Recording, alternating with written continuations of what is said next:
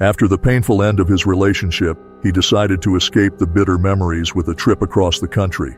Utah was among the states he most wanted to visit. The vast landscapes and untouched forests offered the perfect retreat for someone seeking to reconnect with themselves. The solitude of the trails was a welcome relief. Uwina-Wasatch Kesh National Forest was the chosen destination, a dense and almost untouched forest, where the more remote trails could provide the peace he so longed for. He carefully planned his hike, preferring less popular areas, far from the usual tourist routes. Upon reaching the most remote part of the forest, he followed a narrow, almost abandoned road until he could drive no further. He got out of the car, admiring the majestic beauty of the forest around him. There was no cell signal, but that didn't bother him. On the contrary, it was one of the reasons he appreciated this kind of adventure. The outside world faded away, and only nature mattered. With his backpack ready, he started his hike. His goal was the top of a mountain, where he hoped to find a view that would make the effort worthwhile. The hike was tough, with uneven terrain and tree roots crossing the path at every step. About an hour later, the rain began to fall. At first, it was just a light drizzle, but it soon turned into a steady rain. He didn't like the idea of continuing under these conditions, so he decided to head back. The thought of being soaked along the trail was unpleasant. As he approached the car, he expected to feel relieved to return to the comfort of a dry place.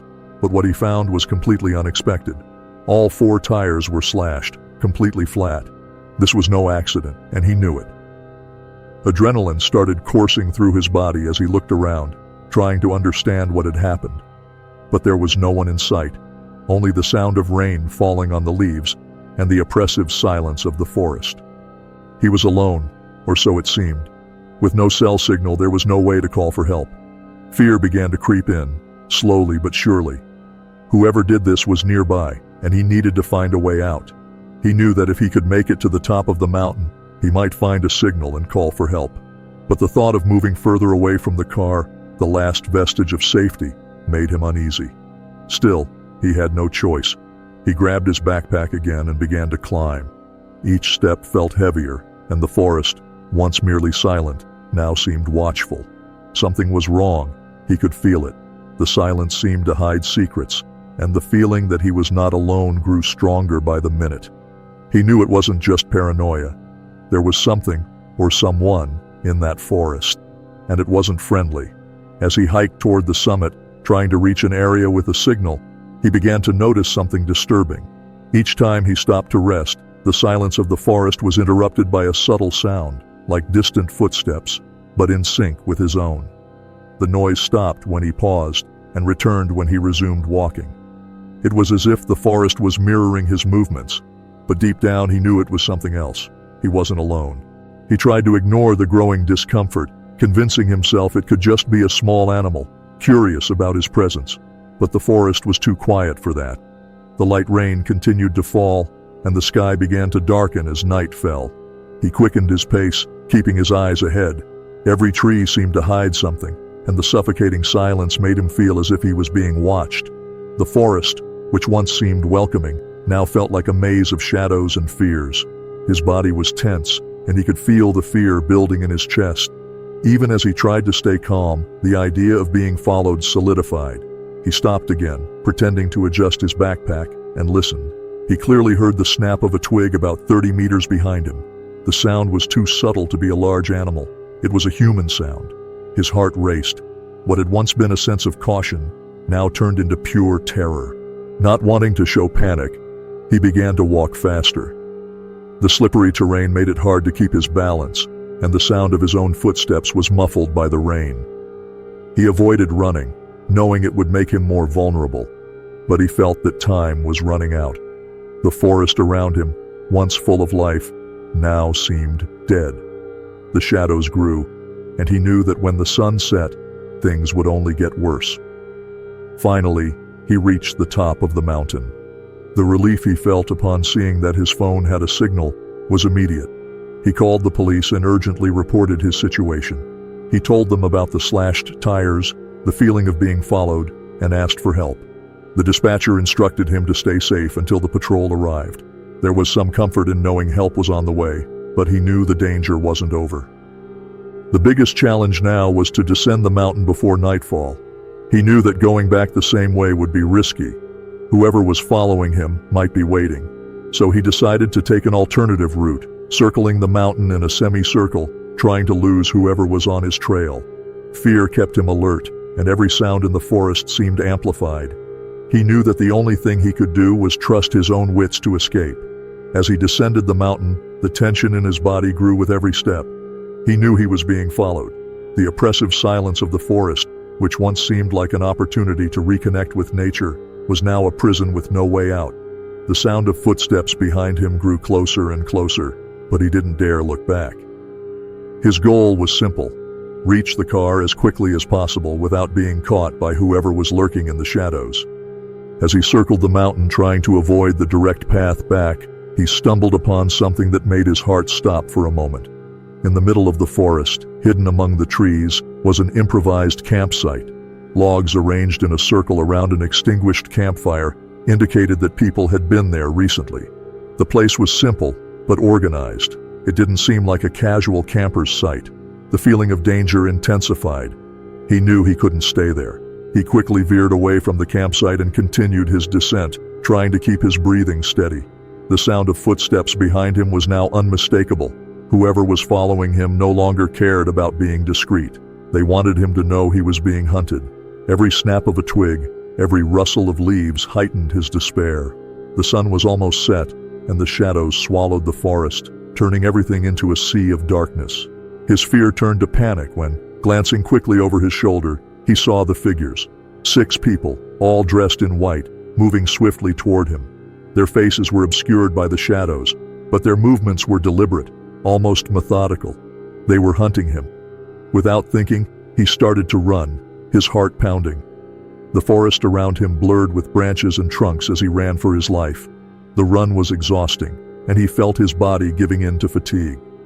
His legs burned and his breathing was ragged, but he knew he couldn't stop. Every second was crucial.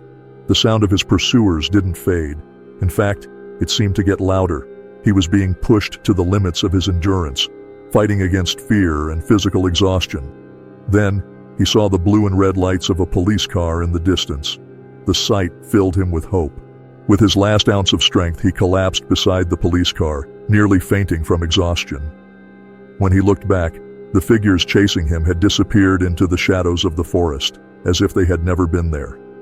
The officer helped him up and listened carefully to his story. What the officer said next was even more disturbing. That area of the forest was known to harbor isolated religious groups, some of them performing strange and dangerous rituals. He had narrowly escaped. Even after everything that happened in Utah, he couldn't abandon his passion for hiking. There was something about being alone in nature that made him feel more alive, though now fear was a constant companion. Determined to continue his adventures, he heard about Dudleytown, a forest in Connecticut famous for its haunted stories and tragedies. The abandoned village at the heart of the forest had been deserted since the 19th century, and many said the place was cursed. But he never believed in superstitions. Upon arriving at the entrance to the forest, he immediately noticed something different. It wasn't like the other forests he had visited. The silence there was absolute. There were no birds singing, no sound of leaves in the wind. It felt as though the forest was holding its breath, waiting for something. He adjusted his backpack and began the hike, marking the path with his usual stickers. Though the silence was unsettling, he forced himself to continue, ignoring the feeling that something was wrong. The forest was dense, and the trail almost non-existent. Every step took him deeper into a tangle of dark trees and intertwined branches. Sunlight barely penetrated the canopy, creating a twilight atmosphere even in broad daylight. As he walked, the feeling of being watched grew stronger. He couldn't see anything around him but shadows, yet he felt something was following him, silent and unseen. Then he heard a sound, a low, distant moan, like that of a wounded animal, but with a tone unlike anything he had ever heard. The sound echoed through the trees, but he couldn't pinpoint where it was coming from. He stopped, trying to listen more closely, but the sound seemed to come from all directions and none at the same time. The forest, once merely silent, now felt alive with that strange sound. He tried to ignore it, convincing himself it could just be the wind or some unusual animal. As he continued, the moaning stopped, but the unease remained. The tension in his body was growing, and then he saw something that made him stop abruptly. On one of the trees ahead, there were symbols carved deeply into the wood, in a language he didn't recognize. Looking around, he realized other nearby trees were also marked. It was as if he was surrounded by a message he couldn't understand, and the feeling of imminent danger became undeniable. Determined to leave the forest, he began following the stickers he had placed. But soon he realized something was terribly wrong. The stickers were no longer in the same place. They were lower, as if someone had moved them. Someone, or something, was altering his path, trying to guide him elsewhere. Fear gripped his body, and he started running through the forest, desperately trying to escape the invisible trap. The reservoir had always been a place of peace for him. Growing up near that vast stretch of water surrounded by forest, he and his friends used to go there when they wanted a break from civilization. Though it was forbidden to cross the fence that protected the area, he and his friends had made so many holes in it that it was almost like they had a free pass. The dark water, surrounded by tall trees, offered the tranquility he sought. One night, after an afternoon of games and drinks in his basement, one of his friends suggested a walk to the reservoir. Everyone readily agreed. The walk was familiar, almost automatic. They grabbed their backpacks, crossed the hole in the fence, and followed the trail along the shore. The air was damp from recent rain, and the night's silence felt welcoming. But that night, something was different, something they hadn't yet noticed. As they approached the opposite shore, Hassan, one of his friends, raised his hand for silence. In the distance, they saw a figure slowly moving toward the water, dragging something.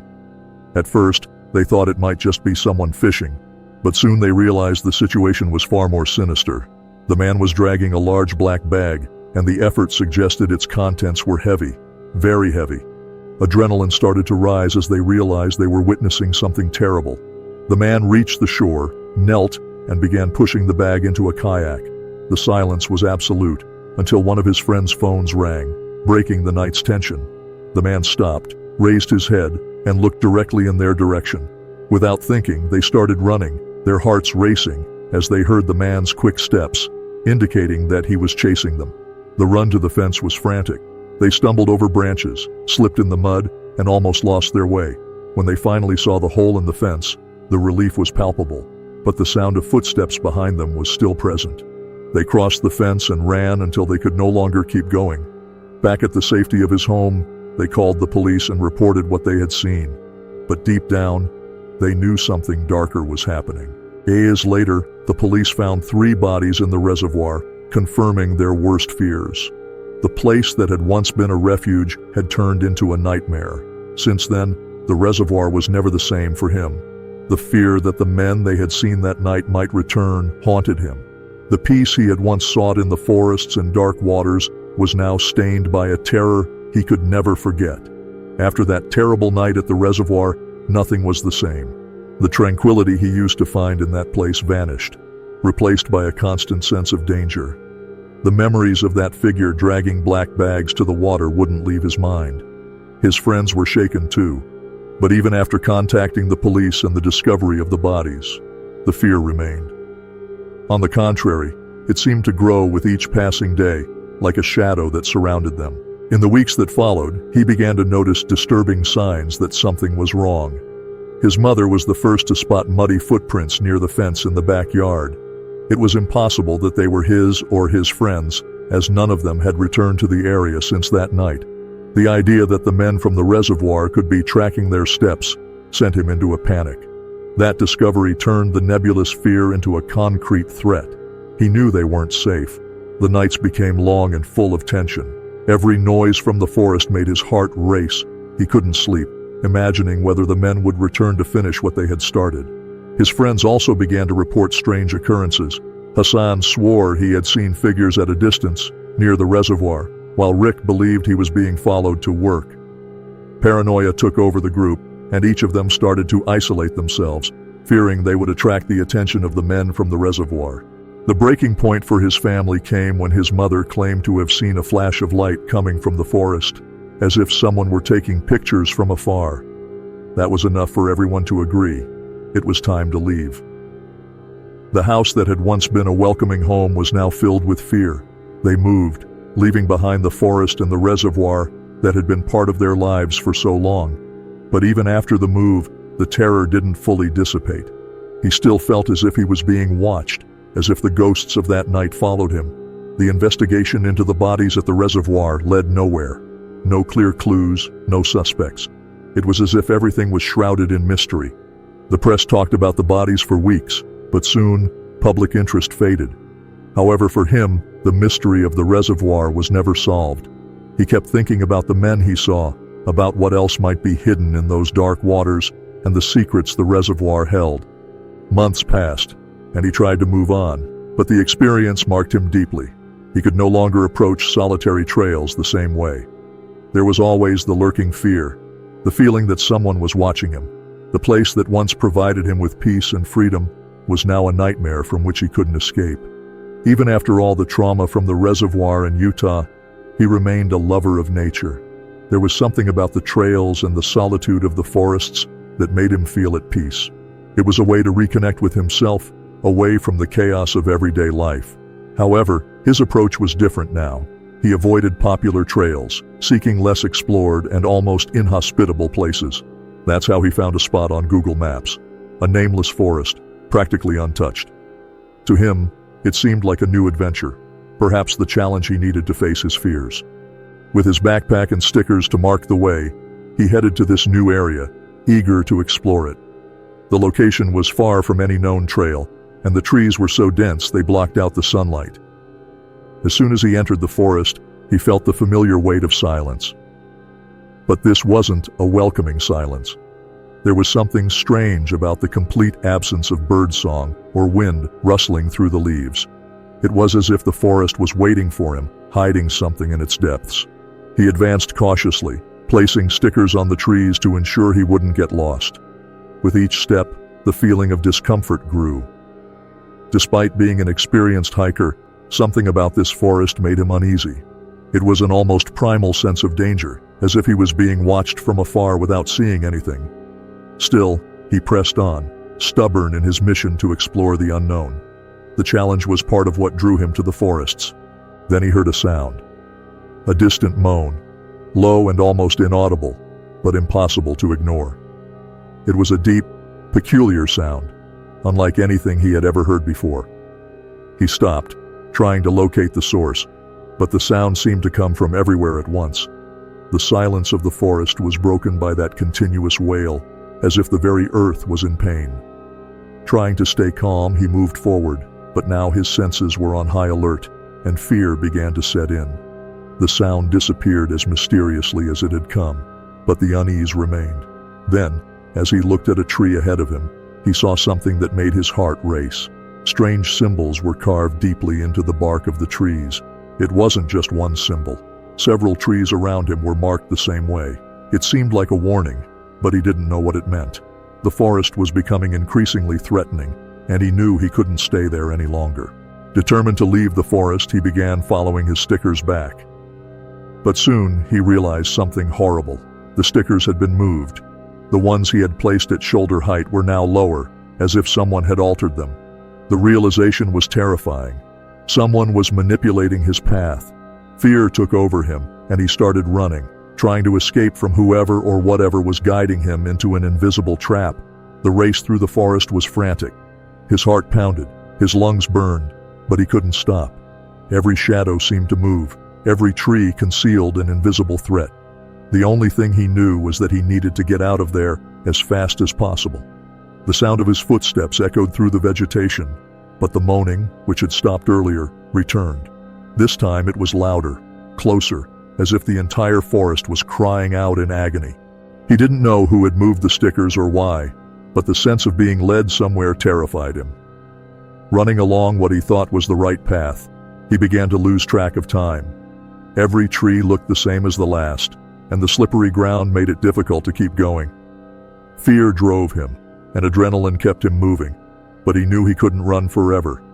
The forest seemed to be closing in on him, suffocating him with its oppressive silence and inexplicable sounds. Then he saw something that made him stop abruptly. Ahead, among the dense trees, was a cave. The dark entrance seemed inviting but also emanated a sense of imminent danger. He was sure he hadn't passed it before. The idea that someone had been guiding him to that cave was unbearable. His whole body screamed at him to flee, but curiosity and fear mixed, leaving him paralyzed for a few moments. With the sound of the moaning approaching, he decided he had no choice. Without looking back, he began to run in the opposite direction of the cave, trying to find a way out. The forest seemed endless, as if it was playing with his mind, distorting his senses and making him doubt his own decisions. Every step was a battle against the growing terror. The moaning now roared, echoing through the entire forest, but he couldn't see anything that explained the sound. Finally, after what felt like an eternity, he saw the edge of the forest. The relief was immediate, but short-lived. As soon as he crossed the tree line and reached the open road, the sound stopped. Silence overtook the area, as if the forest had been satisfied with his escape. He stumbled to his car, panting and sweating, his hands trembling. He didn't dare look back, fearing what he might see. The only thing that mattered was getting out of there as fast as possible. Speeding down the dirt road, he left the forest behind, but he knew he had never truly left it. The sound of that moan, the carvings on the trees, and the terror he felt during his escape would stay with him forever. He had escaped physically, but the forest had left a mark on his mind that would never be erased. In the days that followed his escape from Dudleytown, he tried to rationalize what had happened. Maybe it was some reclusive resident, someone living isolated in the forest who had moved his stickers. Or perhaps it was a cruel prank by someone who knew the dark reputation of the area. But no matter how hard he tried to find logical explanations, nothing made sense. The carvings, the terrifying sound, and the invisible presence that followed him seemed to challenge him to believe the inexplicable. As the days passed, he found himself thinking more and more about those marked trees and the cave that almost swallowed him. Nightmares began to torment him, always involving the sound of the moan that had followed him through the forest. He woke up sweating, with the sound still echoing in his ears. Even far from the forest, he knew Dudleytown still pursued him in ways he couldn't control. The forest had taken root in his mind, a constant and unsettling presence. To make matters worse, he began to hear stories about the forest. He later learned that Dudleytown had been officially closed to the public shortly after his visit. No clear explanation was given, but rumors spread quickly. Some said recent disappearances had forced the authorities to act. Others spoke of inexplicable phenomena, like the sound he had heard. The idea that he had been one of the last people to explore that forest only deepened the mystery. Even as he tried to continue his life, he couldn't shake the feeling that Dudleytown was different from any other forest he had visited. He had always been skeptical, but now he wasn't sure of anything. Stories of curses, lost spirits, and invisible forces seemed to make more sense. Perhaps there was, in fact, something in that forest that defied reason, something that had touched him and marked him in a way that was invisible but profound. He tried to return to hiking in other forests, but fear followed him wherever he went. Every time he entered a new trail, the memory of the silent forest and the terrifying sound came back in full force. The pleasure he once felt in being alone in nature had been replaced by a constant sense of being watched, of being followed by something unseen. What had once been a passion was now a source of anxiety. The forest had changed him. In the end, he knew that the experience in Dudleytown would never leave him. The sound of the moan still echoed in his mind, the carvings still haunted his dreams, and the cave remained a mystery he would never solve. The silent curse of that forest would follow him forever, a dark reminder that there are places in the world we simply shouldn't explore.